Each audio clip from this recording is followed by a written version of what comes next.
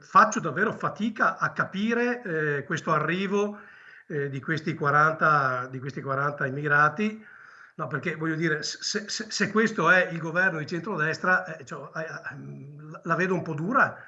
Mi sembra di essere tornato indietro di anni, dopodiché voglio essere molto chiaro, se qualcuno immagina di riaprire Cona e Bagnoli, ecco, se ne faccia una ragione, non si riaprono quei due siti. È del tutto evidente che ancora una volta siamo di fronte a una gestione assolutamente inaccettabile dell'immigrazione, perché di fatto vengono scaricate sui territori e questo non è accettabile. Cioè, non ci danno l'autonomia, ma i migranti sì.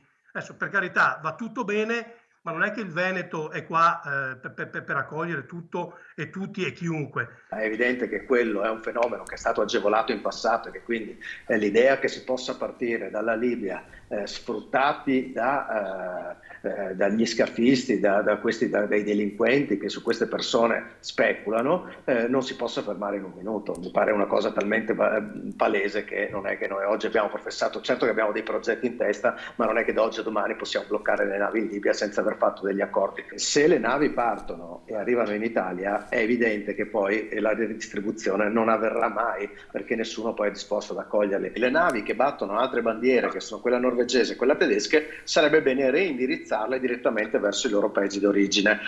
Al di là del fatto che poi parliamo di vite umane, sulle quali nessuno mette in discussione il fatto che debbano essere salvate, l'obiettivo è evitare che queste persone partano e poi vengano sfruttate in tutta la tratta. La vicenda di oggi dimostra che chi in campagna elettorale prometteva cose mirabolanti in realtà già oggi dimostra di non essere in grado di mantenerle.